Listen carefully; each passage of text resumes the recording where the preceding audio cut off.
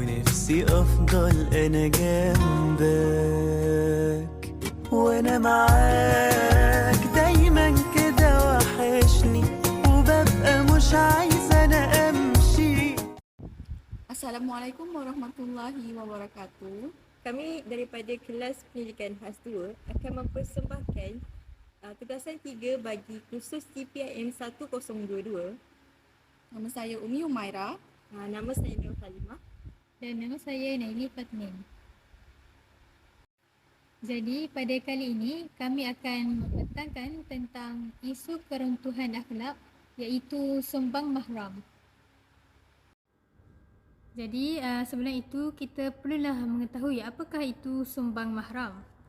Menurut Kamus Dewan edisi keempat, sumbang mahram didefinisikan sebagai perlakuan zina yang berlaku di antara dua orang anggota terdekat dalam sesebuah keluarga.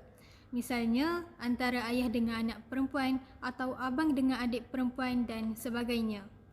Selain itu, dari perspektif Islam pula, sumbang mahram ini merupakan perbuatan zina atau hubungan seks yang dilakukan oleh orang yang mempunyai pertalian darah atau keturunan yang dikenali sebagai mahram. Jadi apakah pula mahram? Mahram ini adalah orang yang haram dikahwini dan diharamkan melakukan hubungan persetubuhan badan dengannya. Ada para ulama menjelaskan bahawa perkahwinan adalah akad yang menghalalkan persetubuhan. Sekiranya individu yang mempunyai hubungan mahram dengan orang lain, maka diharamkan berkahwin dengannya. Berikutnya, ada satu ayat yang menyatakan tentang larangan berkahwin dengan sesama mahram.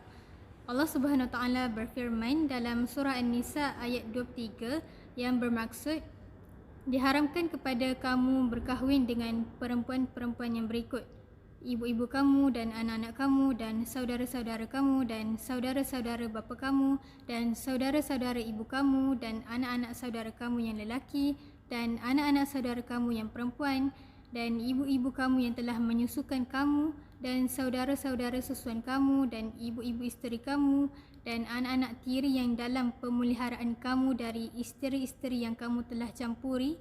Tetapi kalau kamu belum campuri mereka, iaitu isteri kamu itu, dan kamu telah pun menceraikan mereka, maka tiadalah salah kamu berkahwin dengannya. Dan haram juga kamu berkahwin dengan bekas isteri anak-anak kamu sendiri yang berasal dari benih kamu. Dan diharamkan kamu menghimpunkan dua beradik sekali untuk menjadi isteri-isteri kamu, kecuali yang telah berlaku pada masa yang lalu. Sesungguhnya Allah adalah Maha Pengampun lagi Maha Mengasihani. Seperti mana yang kita ketahui bahawa kes sumbang mahram kian berkembang ataupun makin bertambah dari semasa ke masa di Malaysia. Ini menunjukkan ini menunjukkan bahawa statistik kes sumbang mahram dari tahun 2019 hingga ke Februari 2021 meningkat secara drastik. Seorang bapa berusia 38 tahun didakwa di Mahkamah Air Keroh hari ini atas dua pertuduhan melakukan sumbang mahram terhadap anak kandung perempuannya berusia 18 tahun sejak 2 tahun lalu. Tertuduh bagaimanapun mengaku tidak bersalah. Sejurus kertas pertuduhan dibacakan oleh jurubahasa mahkamah di hadapan Hakim Norma Ismail. Mengikut pertuduhan pertama, tertuduh didakwa telah melakukan sumbang mahram terhadap mangsa yang ketika itu berusia 16 tahun 11 bulan di sebuah rumah di Bukit Katil dalam daerah Melaka Tengah pada November 2015. Bagi pertuduhan kedua, tertuduh didakwa melakukan tindakan sama terhadap mangsa yang ketika itu berusia 18 tahun 9 bulan di lokasi sama kira-kira pukul 12.30 malam pada 14 November lalu.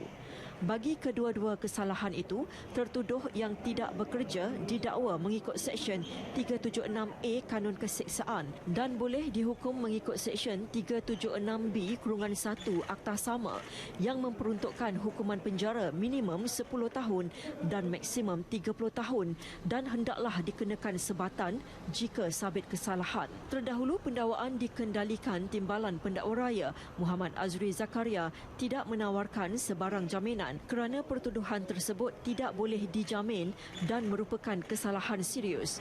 Tertuduh yang tidak diwakili peguam bagaimanapun merayu kepada mahkamah dengan cuba memberitahu mangsa ingin menarik balik laporan polis yang dibuat. Muhammad Azri bagaimanapun menegaskan tiada penarikan laporan polis dibuat sehingga kini dan difahamkan perkara itu merupakan gesaan oleh ibu mangsa dan tertuduh sendiri. Sejurus mendengar hujahan kedua pihak, Norma kemudian menetapkan 21 Disember ini untuk sebutan semula kes. Umum bagi kita mengetahui bahawa terdapat banyak faktor yang mengakibatkan berlakunya isu sumbang mahram.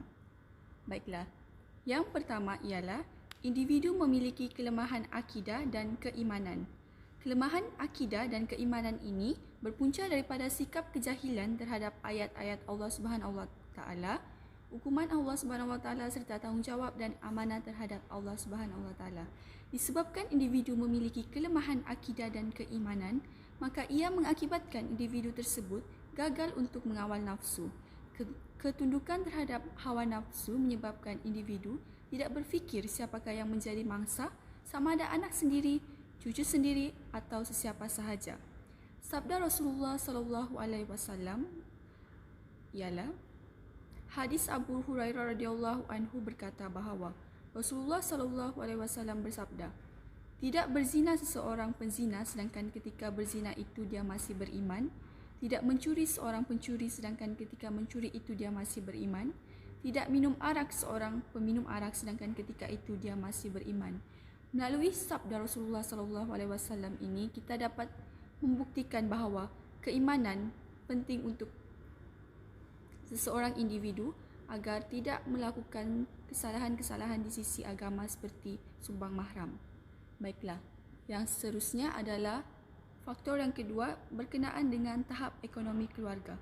Tahap ekonomi keluarga juga mempengaruhi dan boleh mengakibatkan berlakunya sumbang mahram dalam sesebuah institusi keluarga. Sistem ekonomi yang tidak menjamin kecukupan keperluan asasi menyebabkan kehendak syarak sering gagal dipenuhi. Kita dapat lihat dengan keadaan rumah yang sempit, tidak mempunyai ruang bilik yang cukup akan mempengaruhi perhubungan adik-beradik yang berlainan jantina kerana terdapat sebilangan besar keluarga yang terpaksa hidup berhimpit di dalam sebuah rumah yang kecil dengan bilangan ahli keluarga yang ramai. Mereka tidak dapat mengasingkan anak-anak perempuan dan lelaki terutamanya apabila anak-anak mula mencapai peringkat akil balik. Percampuran yang pada mulanya dianggap biasa namun menyebabkan suasana yang tidak disangka-sangka dan lebih teruk lagi akan menyebabkan sumbang mahram tersebut berlaku. Seterusnya, faktor yang menyebabkan berlakunya sumbang mahram yang semakin menjadi-jadi pada masa kini adalah disebabkan oleh penyebaran bahan lucah. Penyebaran bahan-bahan lucah khususnya dalam kalangan kanak-kanak dan remaja merupakan antara faktor terbesar yang menggalakkan berlakunya sumbang mahram. Hal ini seterusnya akan mengakibatkan kanak-kanak dan remaja hari ini mengalami proses kematangan sebelum sampai masanya.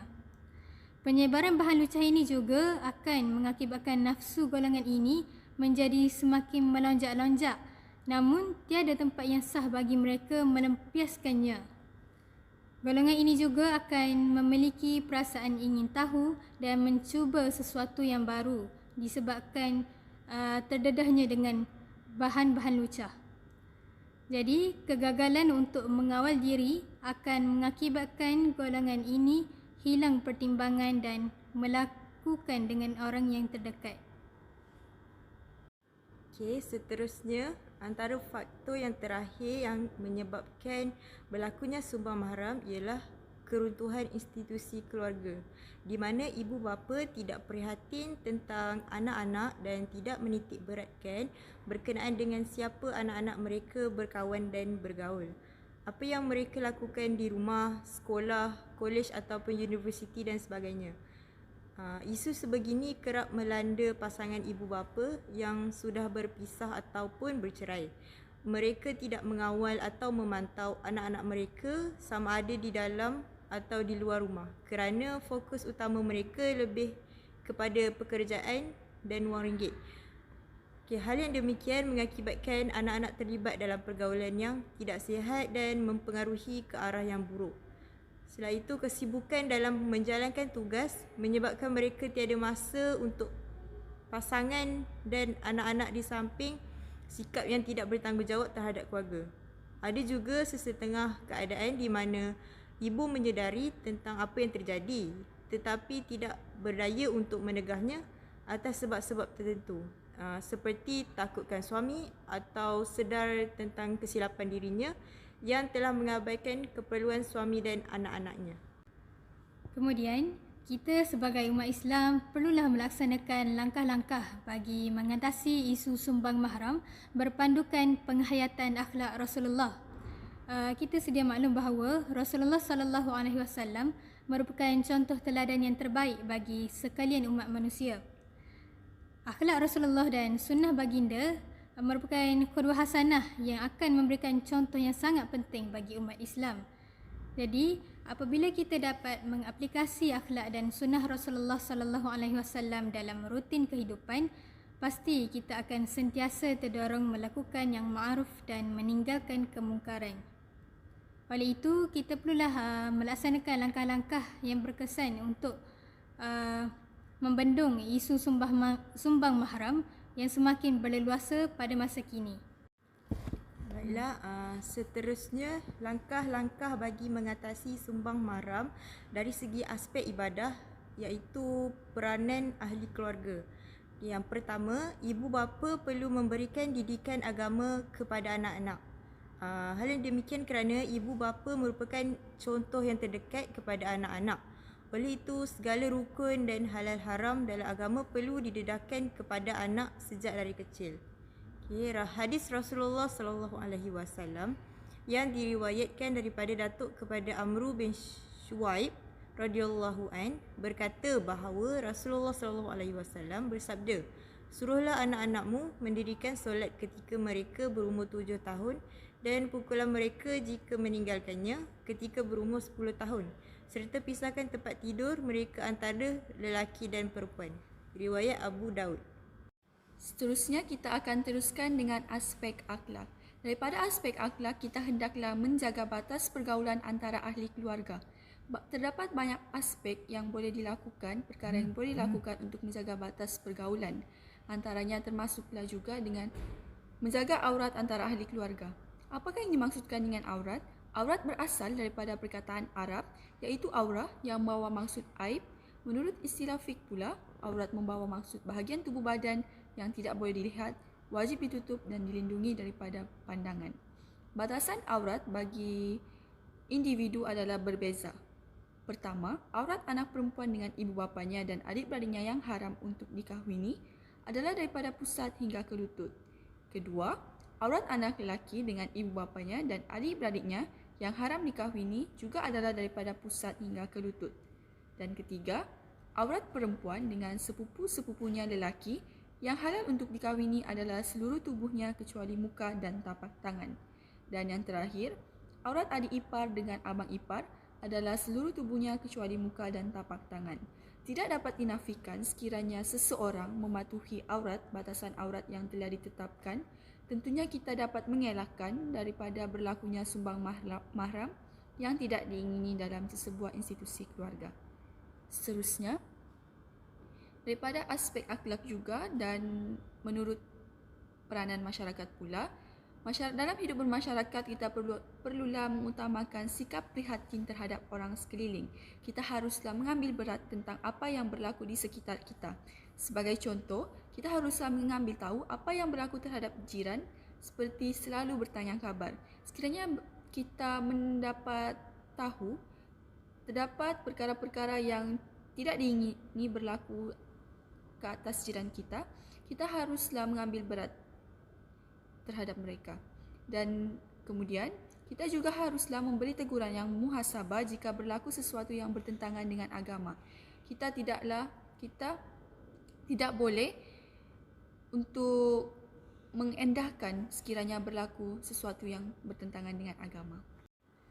Selepas itu, dari aspek akhlak pula, antara langkah-langkah yang boleh kita lakukan untuk mengatasi isu sumbang mahram adalah dengan melaksanakan undang-undang yang berteraskan Al-Quran dan As-Sunnah. Hal ini kerana undang-undang berfungsi sebagai mekanisme pencegahan untuk menangani krisis akhlak. Apabila kerajaan melaksanakan undang-undang secara tegas, maka hal ini dapat menakutkan bakal pesalah tentang hukuman berat akan sesiapa yang melakukan sumbang mahram. Allah Subhanahu Wa Taala berfirman dalam surah An-Nisa yang bermaksud, sesungguhnya kami telah menurunkan Alkitab kepadamu dengan membawa kebenaran supaya kamu mengadili antara manusia dengan apa yang telah Allah Subhanahu Wa Taala wahyukan kepadamu. Jadi di sini jelaslah bahawa undang-undang perlulah dilaksanakan dengan adil dan dengan tegas supaya dapat membendung isu sumbang mahram yang semakin berleluasa pada masa kini. Kemudian, dari aspek ibadah pula, kita sebagai umat Islam dapat membendung isu sumbang mahram dengan cara menegur dengan mendatangkan kisah. Kita boleh mengambil ibrah dari kisah Al-Quran. Hal ini kerana dalam Al-Quran terdapat beberapa kisah kaum terdahulu yang mengalami krisis akhlak yang amat ketara ditonjolkan dalam Al-Quran. Misalnya, kisah kaum Lut adalah contoh terbaik dalam melihat bagaimana insan boleh menjadi hamba kepada hawa nafsu sendiri sekiranya meninggalkan nilai-nilai akhlak yang benar. Oleh itu, umat Islam akan lebih takut untuk melakukan dosa kerana mengingati azab yang Allah turunkan kepada kaum yang terdahulu.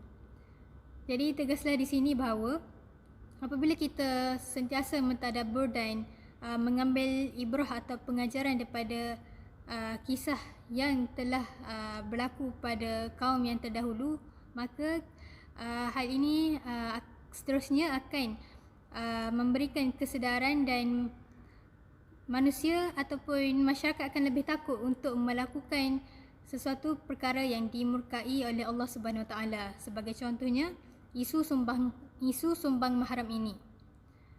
Allah Subhanahu Wa Taala juga berfirman dalam ayat 6 surah Al-An'am yang bermaksud, kemudian kami binasakan mereka kerana dosa mereka sendiri.